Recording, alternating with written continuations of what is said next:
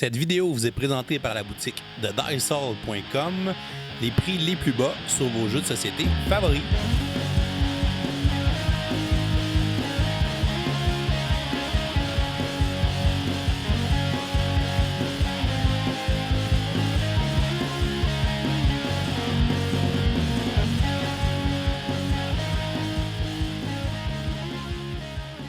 Salut les gamers, bienvenue à Professeur Board Game, je m'appelle David. Aujourd'hui à Board Game 101, je vous présente le jeu Raja of the Ganges, un jeu qui a été voté par nos patrons sur Patreon.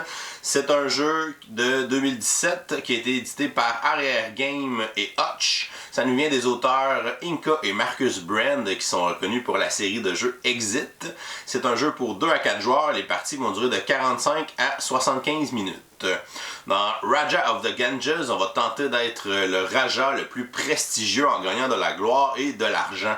Les joueurs vont faire différentes actions avec une mécanique de placement d'ouvriers. On a aussi une gestion de ressources pour dépenser des ressources qui sont des dés, pour acheter des tuiles qu'on va placer sur un plateau personnel, pour faire un petit chemin et développer notre province avec des marchés, des bâtiments aussi qui vont nous rapporter des points. Et on va tenter de faire augmenter nos 2 pistes pendant la partie. C'est des pistes qui vont aller en sens opposé. Et le but du jeu est une course. Le premier qui va arriver à croiser les 2 pistes qui va remporter la partie ou qui va plutôt déclencher la fin de la partie. Et s'il est le seul à avoir croisé ces 2 pistes, c'est lui qui va l'emporter. Sinon, c'est le joueur qui va avoir le plus de distance entre ces 2 marqueurs sur les pistes après les avoir fait croiser. Alors, c'est un système de scoring très bizarre et original. Alors, Raja of the Ganges, je vous montre comment on joue et ensuite je vous dis ce que j'en pense. Et comme on est lundi, on va lancer nos concours du lundi pour remporter une copie du jeu. On va installer une partie pour 2 joueurs. Premièrement, on va placer le plateau sur la table du bon côté, indiqué avec le nombre de joueurs sur l'éléphant en bas ici dans le fleuve. Donc ici, c'est le côté 2 joueurs. On va ensuite prendre les tuiles revenues et on va aller les placer sur le temple face cachée. On va à côté du plateau ensuite se faire une réserve avec les 4 types de dés. Et on va placer les tuiles province par couleur et par symbole pour faire des pioches de tuiles. Et on va les retourner de l'autre côté face visible. Les joueurs vont se choisir une couleur et vont recevoir leur matériel, un plateau province, un plateau Cali pour y placer les dés qu'ils vont obtenir pendant la partie. Ils vont recevoir un bateau de leur couleur, 6 ouvriers, un marqueur d'argent et un marqueur de gloire pour les 2 pistes du plateau, un marqueur bonus d'argent et 5 cubes à leur couleur. Ils vont prendre leur bateau et aller le placer sur la case de départ du fleuve du plateau principal. Par la suite, ils vont prendre 3 de leurs 6 ouvriers et vont aller les placer sur le plateau principal, sur les endroits où il y a des silhouettes d'ouvriers. On a une silhouette sur la piste d'argent, une silhouette sur la piste de gloire et une silhouette sur le pont qui est sur le fleuve. Ils vont ensuite prendre leurs 5 cubes de couleur et vont aussi les placer sur le plateau principal. 4 des 5 cubes vont être placés sur les parchemins des valeurs des bâtiments, sur la valeur la plus petite au début. Et le 5e cube va être placé sur la piste de karma à la valeur 1.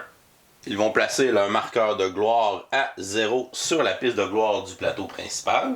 Les joueurs vont prendre dans la réserve un dé de chaque couleur, vont les lancer, vont conserver les résultats obtenus et vont placer les dés sur les emplacements de leur plateau Cali. Le plateau Cali peut contenir jusqu'à 10 dés, donc on ne peut pas avoir plus de 10 dés en même temps pendant la partie. On va additionner la valeur des 4 dés qu'on vient de lancer et le joueur qui a obtenu le plus bas résultat va obtenir l'éléphant qui est le marqueur premier joueur au début de la partie. Le premier joueur va aller placer son marqueur d'argent à 3 sur la piste d'argent alors que le deuxième joueur va le placer sur la valeur 4. Par la suite, les 2 joueurs vont prendre leur jeton bonus d'argent et vont aller les placer sur le premier bonus de cette piste. Une partie de Raja of the Ganges se joue en plusieurs rondes. À chaque ronde, les joueurs vont jouer à tour de rôle en plaçant des ouvriers sur le plateau principal pour effectuer des actions. Ils pourront aller à la carrière pour pouvoir construire des tuiles province sur leur plateau province pour la développer avec des marchés et des bâtiments et essayer de faire des chemins pour atteindre les différents bonus qui sont sur le côté des plateaux province. Ils pourront aussi aller au marché pour pouvoir activer les marchés qu'ils auront construits sur leur plateau province. Ils pourront aller au fleuve pour pouvoir faire progresser leur bateau sur le fleuve pour gagner différents bonus et aussi marquer des points de gloire et développer leurs ressources d'argent. Et ils pourront finalement aller au palais pour faire différentes actions ou aller au balcon pour ramasser des ressources de dés qu'ils pourront ensuite dépenser pendant la partie. Tout au long de la partie, les joueurs vont progresser sur la piste d'argent ainsi que la piste de gloire et le but sera de faire croiser les deux pistes en les faisant avancer pour qu'elles se croisent et déclencher la fin de la partie pour tenter de l'emporter. Le joueur qui aura le plus d'espace entre ces deux marqueurs après le croisement sera déclaré grand vainqueur et plus grand Rajas de la région. La première zone du plateau où on peut placer des ouvriers est au centre et c'est la carrière qui va nous permettre d'aller construire des tuiles province sur notre plateau personnel. Pour placer un ouvrier sur une case du plateau, elle doit évidemment être libre et ne doit pas avoir d'autres ouvriers sur cette case. Dans la carrière, sur notre plateau à 2 joueurs, on a 6 emplacements pour faire cette action pendant une ronde et on a des coûts qui sont différents selon chacune des cases. Donc évidemment, le premier joueur à y placer un ouvrier va prendre la première case de la carrière qui a un coût de 1 pièce. Lorsqu'on doit payer le coût en pièces d'une action, on va descendre sur notre piste d'argent. Donc si le joueur rouge est à 3, comme il doit payer 1 pour faire son action de carrière, il va descendre son marqueur à 2 sur l'échelle d'argent. Si jamais on est à 0, on ne peut pas faire d'action qui demanderait de payer de l'argent. Une fois que le joueur a payé son coût en argent pour son action de construction, il devra se choisir une tuile province parmi les tuiles de la réserve et il devra payer des dés pour pouvoir l'acheter et la placer sur son plateau personnel. Si le joueur n'a pas assez de dés, évidemment, il ne peut pas effectuer cette action, ça ne lui donnerait rien d'aller se placer sur la carrière. Pour acheter une tuile, on a des tuiles qui vont coûter des valeurs de dés de chacune des couleurs. Donc on a la couleur du dé qui est indiquée dans le coin ainsi qu'une valeur numérique. Le joueur doit défausser des dés pour avoir cette valeur pour pouvoir acheter la tuile. Il pourrait défausser plusieurs dés orange ici pour faire un total de 6 et plus pour pouvoir gagner cette tuile et la placer sur son plateau. On voit ici que le joueur n'a pas des valeurs très hautes avec ses dés. Il pourrait prendre son dé 5 mauve pour acheter la tuile qui est ici et la placer sur son plateau province. Il pourrait aussi décider d'utiliser son point de karma pour pouvoir transformer les valeurs de ses dés avant de les dépenser. Lorsqu'on dépense un point de karma, donc il va descendre sur la piste de karma à 0, il va dépenser son seul point et cela va lui permettre de tourner un dé à 180 degrés, donc de retourner sur sa face opposée. Donc je pourrais passer d'un 1 bleu à un 6 bleu avec mon point de karma et par la suite je pourrais dépenser mon 6 bleu pour m'acheter la tuile de valeur 5 et venir la placer sur mon plateau province. Lorsqu'on place une tuile, il n'y a qu'une seule règle de placement, c'est lorsqu'on doit la placer. On doit la placer de manière à ce que le chemin puisse se connecter à notre résidence. Donc je ne peux pas placer ma tuile là parce que le chemin ne peut pas se rendre à ma résidence. Mais sinon, même si les chemins sont bloqués, je peux envoyer un chemin ici en haut, même s'il n'y a rien, c'est pas grave. Et si je réussis à aller me connecter sur des bonus qui sont sur le côté de mon plateau, je vais immédiatement gagner ces bonus-là. Ça peut être ici de l'argent, j'avancerai de 3 sur la piste d'argent. Je pourrais gagner ici un dé de n'importe quelle couleur que je vais lancer et rajouter sur ma statue de Kali. Ou je pourrais gagner aussi des points de gloire et gagner des améliorations gratuites. Les tuiles qu'on achète et qu'on place sur notre plateau province vont souvent avoir des icônes de bâtiments. Lorsqu'on va construire un des 4 bâtiments, on va ensuite gagner des points de gloire selon la valeur qu'il y a sur son parchemin de développement du plateau principal. Donc ici, on voit qu'il y a le moulin et je suis au niveau 1 avec le moulin, donc ça va me rapporter 2 points de gloire de placer cette tuile dans ma province.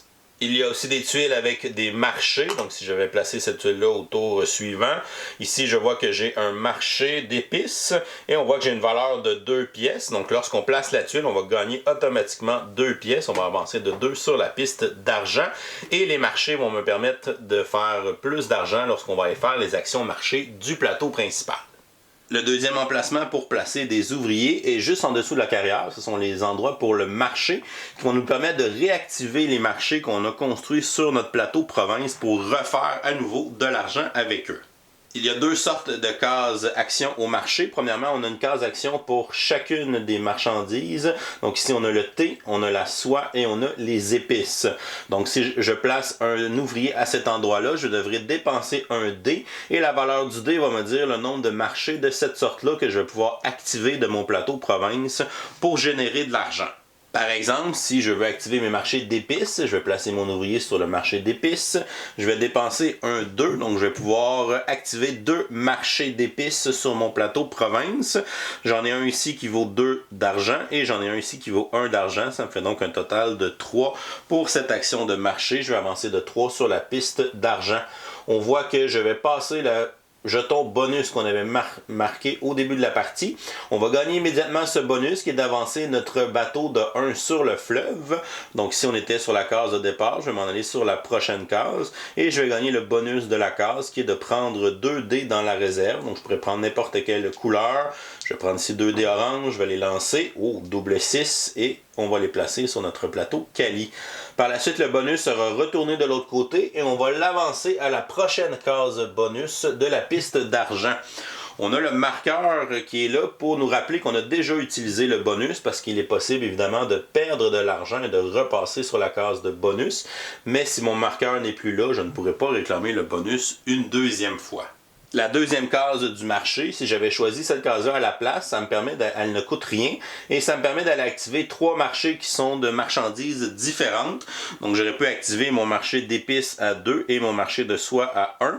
Et si j'avais un marché de thé, j'aurais pu l'activer aussi par le fait même. Donc on active un marché de chaque sorte de marchandise pour générer de l'argent.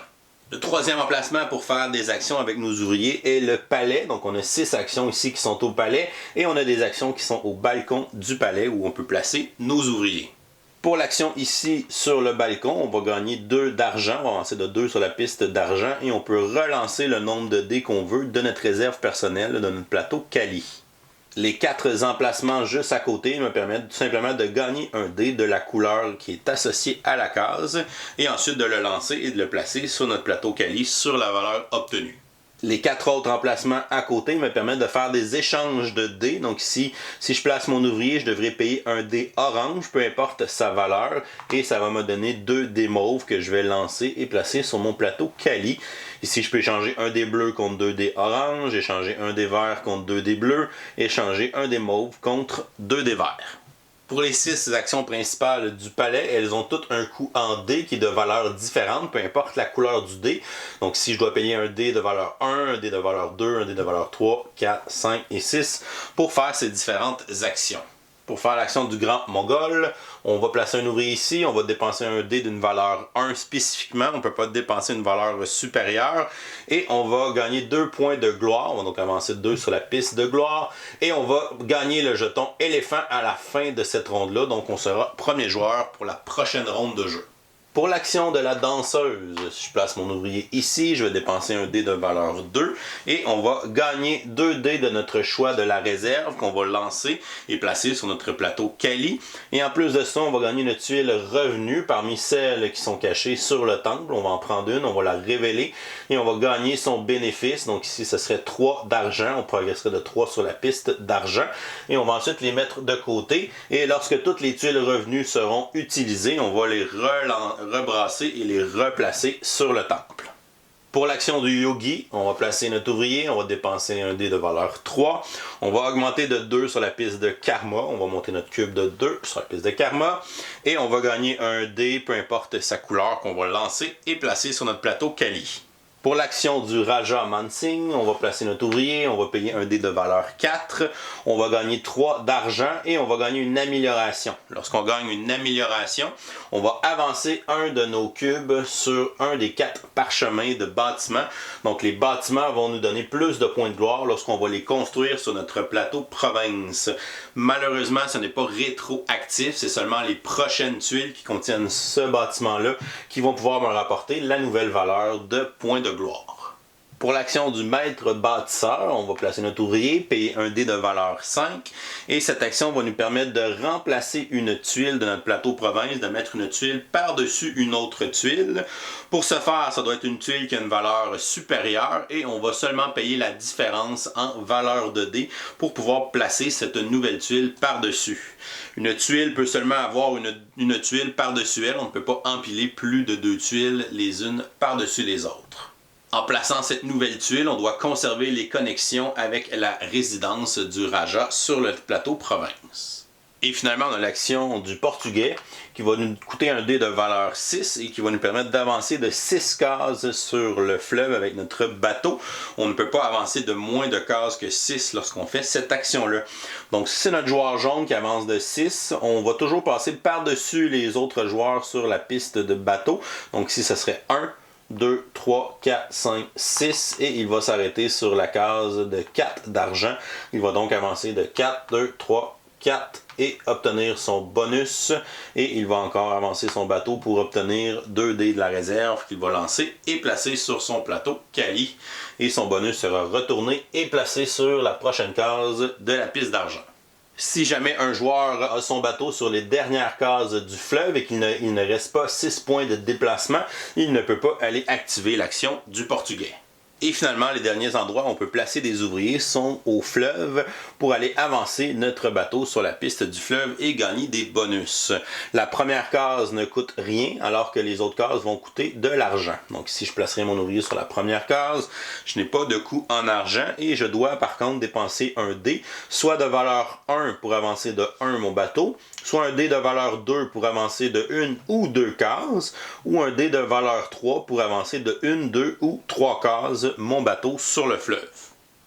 Je vais donc dépenser un dé de valeur 1, ce qui va me permettre d'avancer d'une case sur la piste du fleuve et de gagner le bonus indiqué sur la case d'arrivée qui est de 2 points de karma.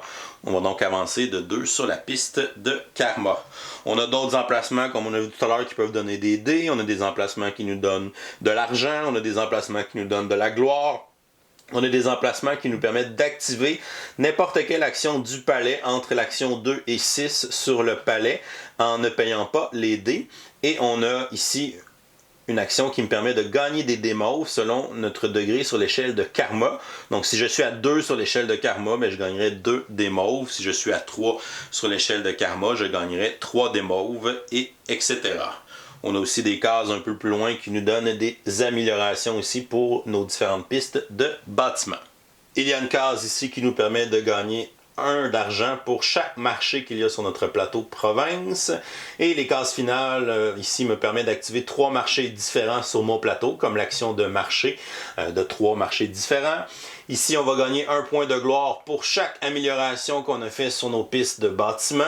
Ici, on va pouvoir activer 4 marchés identiques sur notre plateau province. Ici, on va pouvoir gagner 2 d'argent pour chaque amélioration qu'on a fait sur nos bâtiments.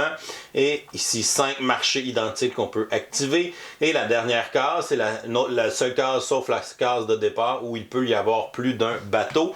Donc ici, on va gagner 2 points de gloire pour chaque point de karma sur notre échelle de karma. Lorsque les joueurs vont progresser aussi sur le fleuve, lorsqu'ils vont dépasser le pont, ils vont gagner l'ouvrier qui était placé sur le pont et le placer dans leur zone personnelle et ils pourront l'utiliser dès cette ronde de jeu. Lorsqu'on va progresser sur la piste d'argent ou la piste de gloire, on va aussi rencontrer des fois certains bonus. On n'est pas obligé d'arrêter sur la case pour obtenir le bonus. On peut la dépasser aussi. Donc si je bougeais, là j'obtiendrais le bonus qui est ici, qui me permet de faire une amélioration sur un de mes parchemins de développement.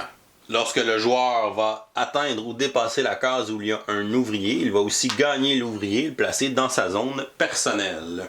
On a aussi un 3e ouvrier qui se trouve sur la piste d'argent, mais dès qu'un joueur va avoir obtenu 2 de ses ouvriers bonus, donc ici j'ai obtenu l'ouvrier jaune de la piste de gloire et l'ouvrier jaune sur le pont, à ce moment-là, le 3e ouvrier jaune sera retourné dans la boîte de jeu. Les joueurs peuvent seulement gagner 2 des 3 ouvriers bonus pendant la partie. Lorsque tous les joueurs ont placé tous leurs ouvriers sur le plateau, ça va mettre fin à la ronde de jeu.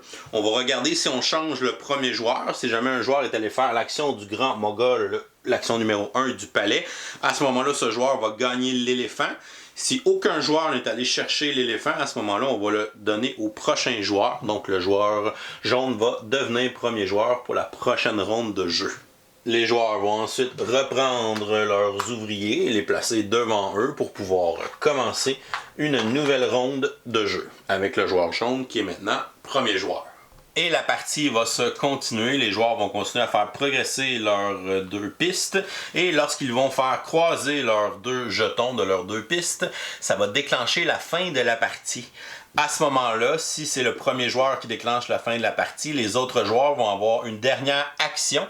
Donc on ne finit pas au complet la ronde de jeu, on va juste avoir une dernière action pour pouvoir faire avancer nos jetons. Et si l'autre joueur réussit aussi à faire croiser son jeton, à ce moment-là, on va regarder le nombre de cases entre les deux jetons. Donc s'ils sont vraiment vis-à-vis, à ce moment-là, on va aller regarder le bris d'égalité. C'est le joueur qui a fait croiser ses jetons en premier qui va l'emporter. Donc ce serait notre joueur rouge qui va l'emporter à ce moment-là. Et voilà, c'est comme ça qu'on joue à Raja of the Ganges. Je vous reviens avec mon opinion personnelle. Qu'est-ce que je pense de Raja of the Ganges?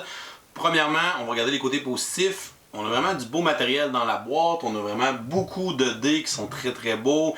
Le matériel, les tuiles aussi en carton, c'est très épais, les plateaux de joueurs. Le plateau a l'air chargé au début, mais quand on commence à être plus familier avec l'iconographie du jeu, on se rend compte que tout est bien indiqué et que c'est facile de voir que cette case-là, c'est facile de voir que le bonus, ça va être de me donner 2 dés ou ça va être de me donner de l'argent, de la gloire. Fait qu'on retrouve vraiment une belle iconographie à l'intérieur du jeu, c'est une autre de ses forces. Même si c'est un jeu, je dirais, de niveau intermédiaire, il s'apprend quand même bien à cause que l'iconographie elle est bien faite autour du jeu puis qu'on apprend rapidement. Sinon, j'ai beaucoup aimé le gameplay, tout le mélange de mécaniques qu'on a à l'intérieur. On a le placement d'ouvriers, donc on va aller chercher les endroits sur le plateau pour faire les actions. Beaucoup des actions vont coûter des dés. Donc on a la gestion de nos dés, donc les dés sont des ressources qu'on va dépenser pour justement activer ou payer certaines actions. Fait que cette gestion-là, je l'aime beaucoup. J'adore les jeux euro justement qui utilisent des dés à l'intérieur de leur mécanisme, mais celui-là c'en est un. Ensuite, le petit côté aussi engine building qu'on va retrouver avec notre plateau de province. On va développer les tuiles, on va aller positionner des marchés, on va aller placer des bâtiments, on peut aussi faire des points avec ça. Fait qu'on peut essayer de rentabiliser les tuiles qu'on va prendre. On peut par exemple maximiser le développement de 2 bâtiments, puis d'aller chercher des tuiles qui ont ces 2 bâtiments-là pour faire beaucoup de points de gloire. Ou je peux aller justement chercher des marchés qui sont tous identiques. Puis là, je vais aller activer l'action au marché pour activer tous mes marchés de cette sorte-là en utilisant un dé d'une haute valeur pour pouvoir toutes les activer et faire beaucoup d'argent. Fait qu'il y a vraiment des petits combos qui sont intéressants à bâtir. Il faut vraiment penser à qu'est-ce qu'on veut faire à moyen terme dans la partie pour justement essayer de se construire quelque chose qui va générer beaucoup de points de gloire ou beaucoup de points d'argent. Puis j'ai trouvé ça aussi intéressant, la petite gamique avec l'argent, qu'il n'y a pas de pièces ou quoi que ce soit, puis c'est vraiment une des 2 pistes que tu veux monter, c'est l'argent. Certaines actions vont coûter de l'argent. Salut Clank. Donc certaines actions vont coûter de l'argent, puis on va descendre sur la piste au lieu de prendre de l'argent. Fait que en même temps c'est une ressource, mais en même temps c'est une des 2 pistes de points de victoire. Fait qu'il faut la gérer comme il faut pour pas tout le temps dépenser tout l'argent qu'on vient de faire, sinon notre marqueur va faire du surplace. Quand j'ai vu le livre de règles du jeu, j'ai regardé puis c'est comme 36 pages, je me disais ça va être ben trop compliqué ce jeu-là. Mais finalement, c'est 3 livres de règles de 12 pages, c'est juste qu'on a les règles en 3 langues différentes dans le jeu. Fait que ça c'est super intéressant, le jeu n'est pas dépendant de la langue, puis on les a en français, en allemand et en anglais. Donc le jeu est trilingue à l'intérieur de la boîte, fait que ça c'est super intéressant aussi. Ensuite, pour les côtés négatifs, c'est sûr que c'est pas un thème qui m'attirait vraiment dans le jeu, l'espèce de côté en Inde avec les ressources, les rajas et tout ça. C'est pas, on le sent pas nécessairement beaucoup en jouant aussi, donc c'est un thème plus visuel ou quoi que ce soit. Puis sinon, le scoring, l'aspect de course, le jeu est vraiment le fun, les mécaniques à l'intérieur sont vraiment intéressantes, mais le scoring, on dirait qu'il m'a toujours buggé un petit peu. On dirait que je suis pas certain d'aimer cette partie-là dans le jeu. Des fois, je trouve que ça fait des parties qui manquent de tension parce que un joueur réussit à aller justement prendre une certaine avance au début de la partie ou en milieu de partie. Puis on dirait que cette avance-là, finalement, on finit jamais par le rattraper. Puis ben là, c'est le premier à croiser ses pistes, puis personne n'est capable de le rejoindre, puis c'est lui qui gagne, puis ça finit là. Fait qu'on dirait que les parties justement où quelqu'un a une avance puis que c'est lui qui finit par gagner, ben on dirait que c'est décidé depuis longtemps puis finalement j'ai beau faire plein de choses mais je suis pas capable de le rattraper. Tandis que les parties où il y a vraiment une belle tension, mais c'est les parties où les joueurs vont suivre tout au long de la partie. Il ne faut pas laisser quelqu'un prendre l'avance trop longtemps.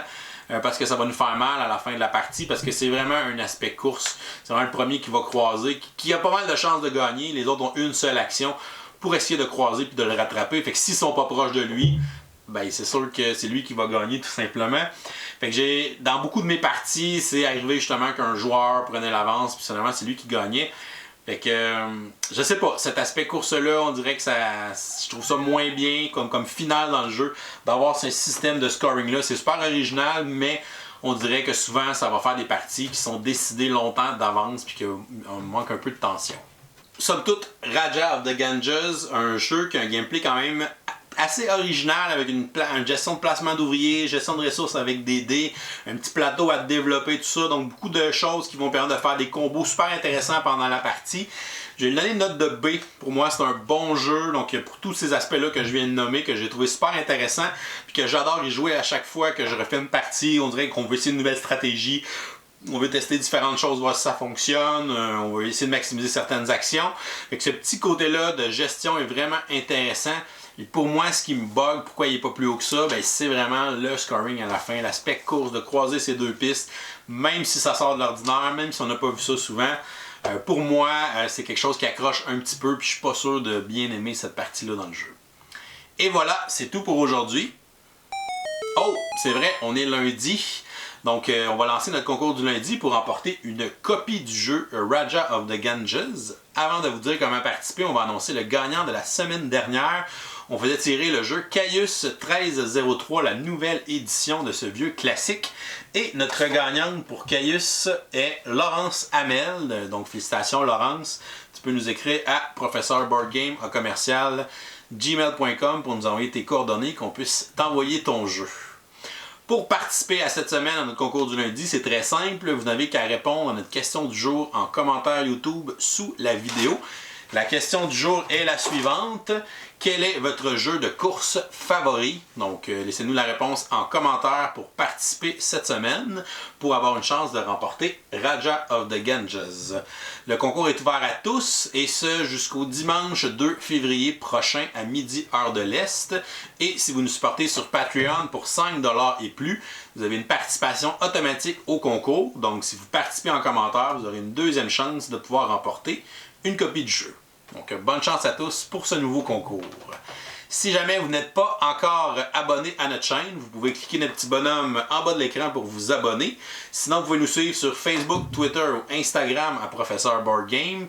Et vous pouvez nous donner aussi sur notre campagne Patreon si vous appréciez le contenu qu'on crée. Je vous souhaite une excellente fin de journée et continuez de gamer.